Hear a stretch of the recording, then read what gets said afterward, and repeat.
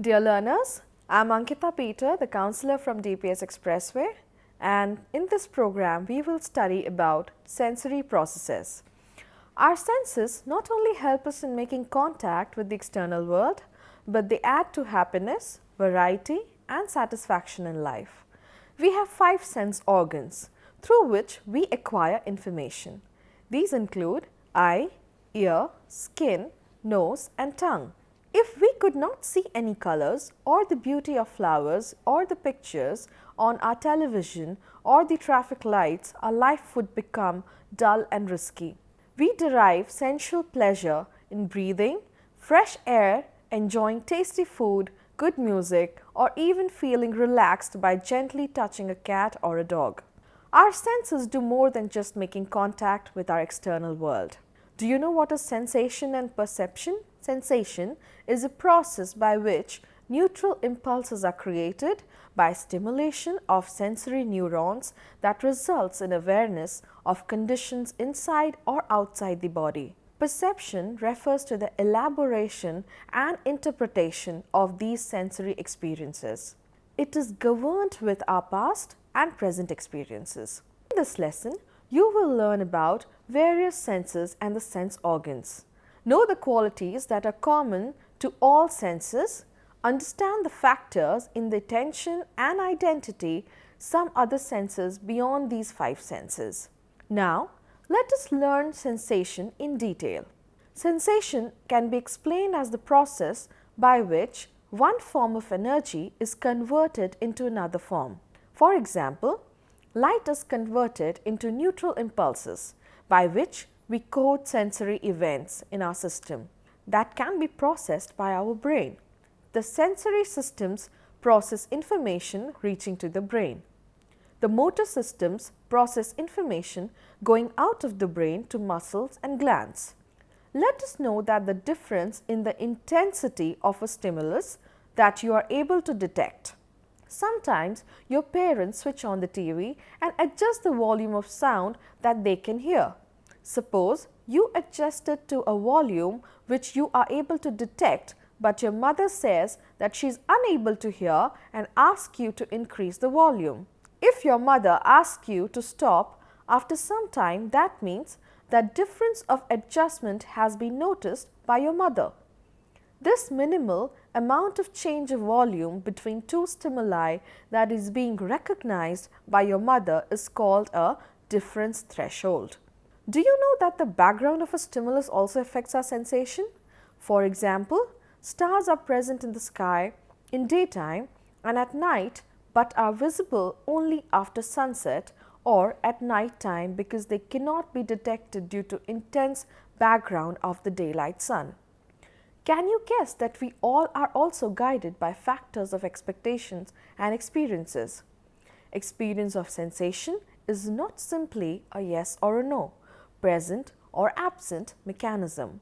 For example, you are expecting a very close friend of yours to visit your home at 4 p.m. At 4 p.m., that friend reaches your house and pushes the doorbell button. Other members of your house do not notice it, but you are able to notice that sound. It is primarily because of your expectation that you notice the second clearly while others do not notice it. The minimum amount of physical energy needed to produce a sensory experience is called absolute threshold. We have several sense organs. The table describes them. Now let us look briefly at some of the important concepts associated with each of the senses. Vision. Vision is extremely important for all of us. Humans and animals with good vision have advantage in each and everything in life. We experience vision with the help of our eyes, which function like a camera. Sir Isaac Newton, who in the 17th century discovered the laws of motion and gravity, also discovered that when white light passes through a prism, it separates into a rainbow of color, the visible spectrum. Color blindness. Not everyone sees the colors in the same way. Some people are born with a color deficiency.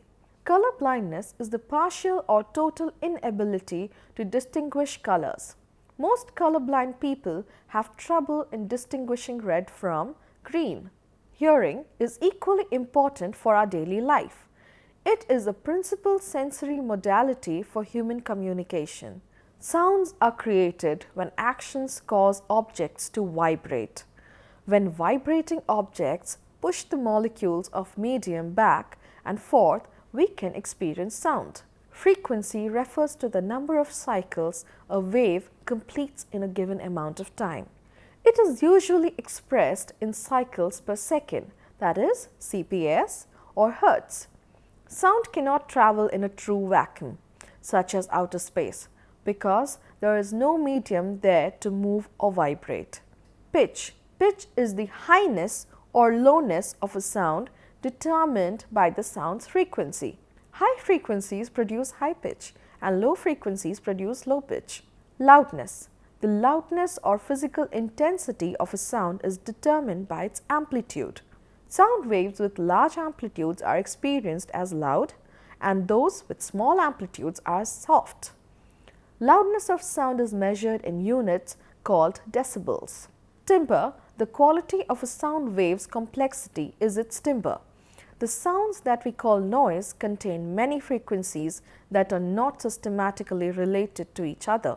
Sense of bodily orientation, that is, vestibular sense. It is the sense of bodily orientation with respect to gravity, especially how our heads are positioned, whether straight leaning, reclining, or upside down.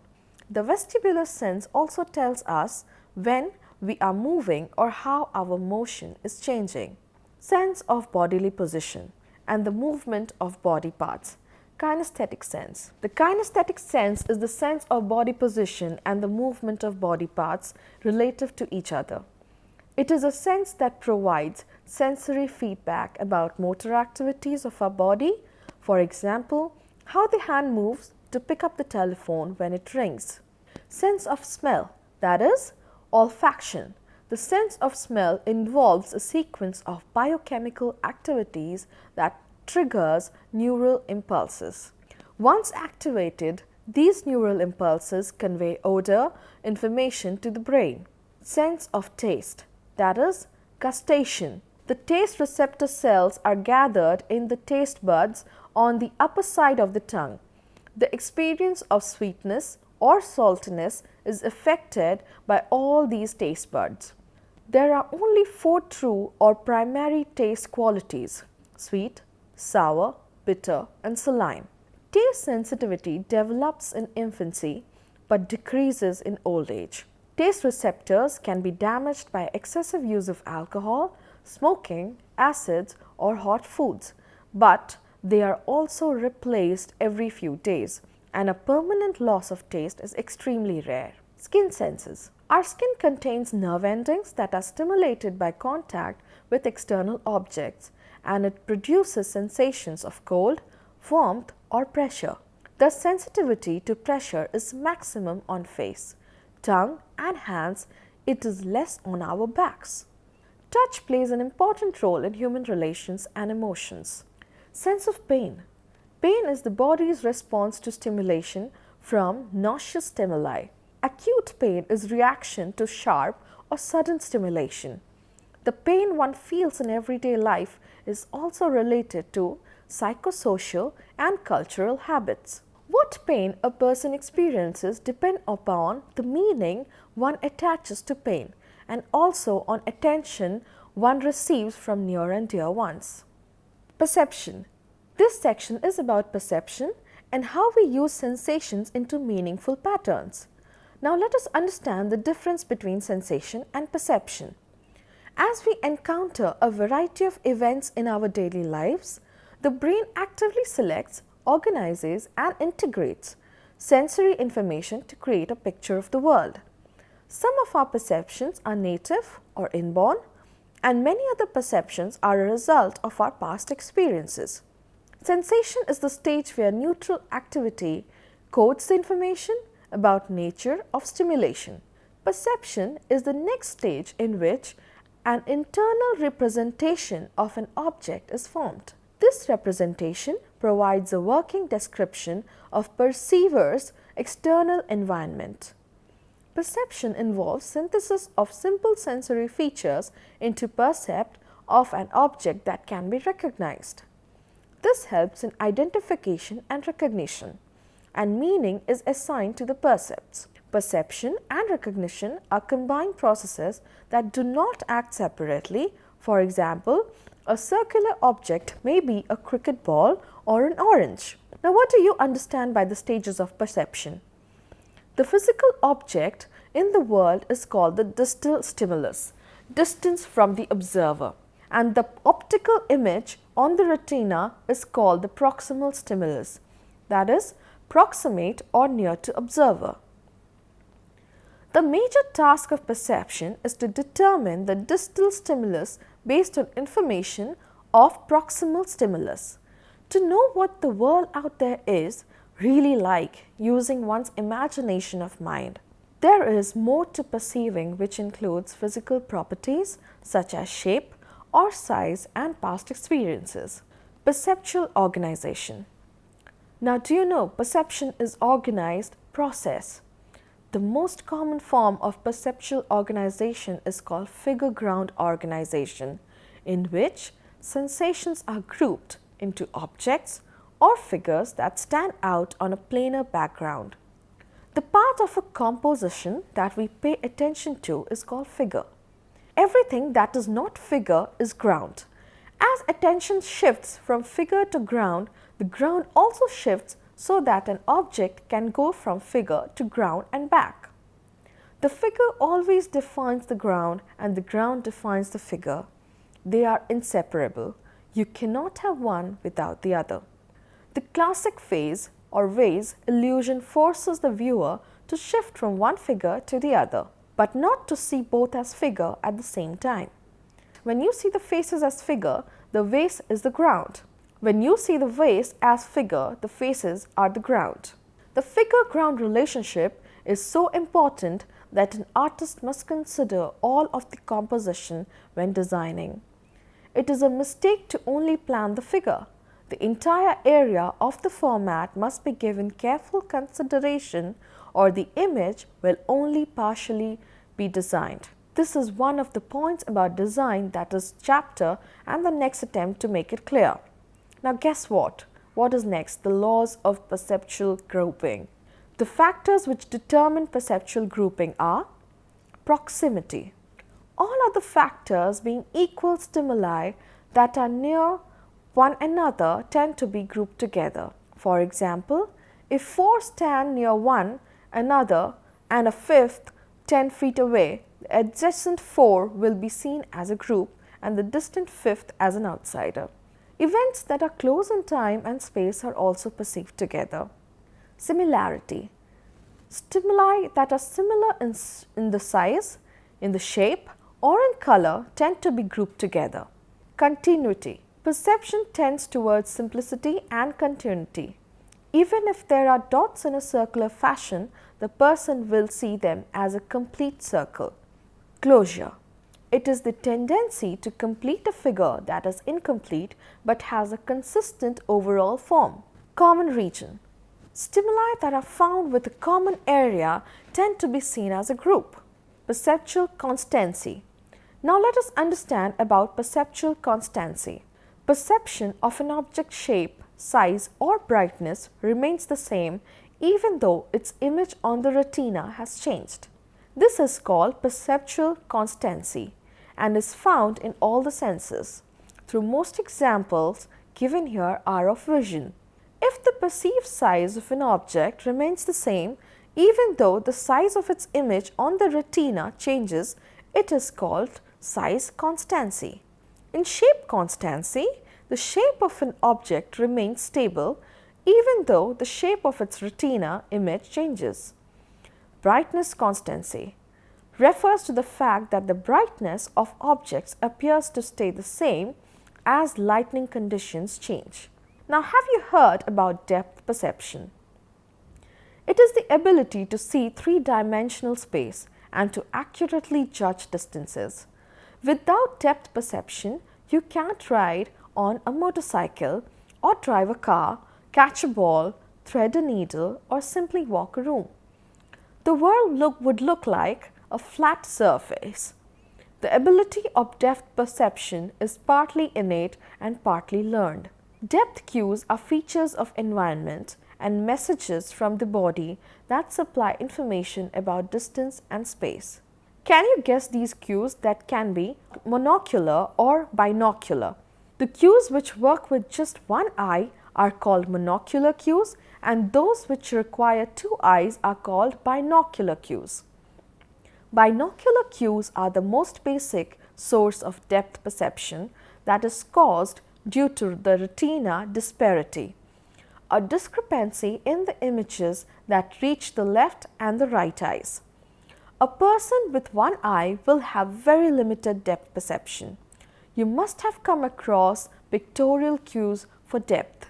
These features found in paintings, drawings and photographs that impart information about space, depth and distance. This influence causes apparent perception of things which are not there. For example, if you stand between two railway tracks, they appear to meet at the horizon, even though they actually remain parallel. Sometimes people are confused due to illusions. These are distorted perception of stimuli that exist, whereas hallucination is perception of objects or events that have no external reality. An example of illusion is the Muller-Lyer illusion, in which horizontal line with outgoing arrow and heads appear shorter than the line with inward arrows. Optical illusions can use color, light and patterns to create images that can be deceptive or misleading to our brains. The information gathered by the eye is processed by the brain, creating a perception that in reality does not match the true image. Perception refers to the interpretation of what we take in through our eyes. Optical illusions occur because our brain is trying to interpret what we see and make sense of the world around us. Optical illusions simply trick our brains into seeing things which may or may not be real. Attention. Now we have discussed about sensation and perception. Let us know what is attention. Have you ever noticed that while doing both driving and talking on your mobile, you may not pay attention to driving?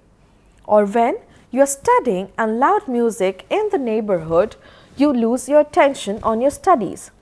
You must have observed that attention gets divided while doing multiple tasks. This divided attention can lead to accidents when people are driving and watching some other objects. We often attend to certain selected objects and ignore the others. Selective attention. It is a process in which we give priority to a particular incoming sensory message. From the above concepts, you must have by now understood the functions of attention. Attention has broadly three possible functions. A. As a sensory filter, B. As a response selection, and C. As a gateway to consciousness. Can you guess what are the determinants of attention? They have been described. Number 1. Physical factors. All the other things being equal, physical factors like repetition, contrast, shape, size, brightness and contrast do affect our attention. A good packaging or a bright light attracts us. That is why all big companies invest a lot on packaging their products in an attractive manner. Similarly, an advertisement which is published on a regular basis in newspapers and electronic mode easily than on non-advertised products. Number 2. Motives and attention. Motives also play a role in shaping our perception. For example, if you are hungry, food-related words are more likely to gain your attention than non-food words. Advertisers and propagandists take advantage of two motives and that are very common in our society: anxiety and sex. Many products such as toothpaste, food products, even automotives highlight the health concern to catch the attention of customers. On the other hand, items of fashionable products play on the desire to be attractive. The political parties cash on the appeals to fear to make their voice heard by the public at large. Extrasensory perception. Now, can you imagine of those perceptions that cannot be explained by known sensory capacities? These are extrasensory perceptions, which are the abilities to perceive objects or events in ways that psychological laws and theories cannot explain. Parapsychology is the study of extrasensory perception phenomena. Events that seem to lie outside the region of accepted scientific laws are called psi phenomenon.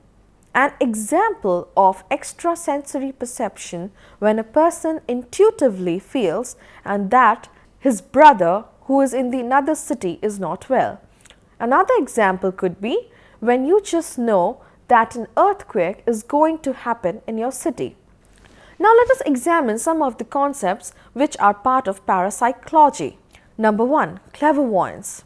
It is the ability to perceive events or gain information in ways that appear unaffected by distance or normal barriers. Telepathy or perception of another person's thoughts or the ability to read someone else's mind. Number 2. Precognition. The ability to predict or perceive accurately future events. Number 3. Psychokinesis. The ability to exert influence over inanimate objects by willpower, the mind over matter. Some rare persons are able to move objects only through concentration but without touching them. Do you know that a few psychologists strongly believe in extrasensory perception, but the majority does not subscribe to it? Applications of perception in everyday life. There are several ways in which knowledge of the process of sensation, perception and attention can be used in everyday life. Some of them have been experienced or noticed by you during your daily interactions. Number 1. Eyewitness. You may be aware that eyewitness testimony is key to decisions in the judiciary. Not only do advocates and police officers lay strong emphasis on eyewitnesses' testimony, but they have a strong belief that it is usually correct. But psychologists in large numbers are of the opinion that eyewitness errors are very common in perception. In fact, impressions formed when a person is surprised, stressed or threatened are especially prone to distortion. Therefore, it would be advisable for the investigative agencies and the jurors to gather more evidence instead of solely relying on eyewitness while coming to a conclusion. Number 2. Perceptual awareness and positive psychology. Do some people perceive things are more accurate than others?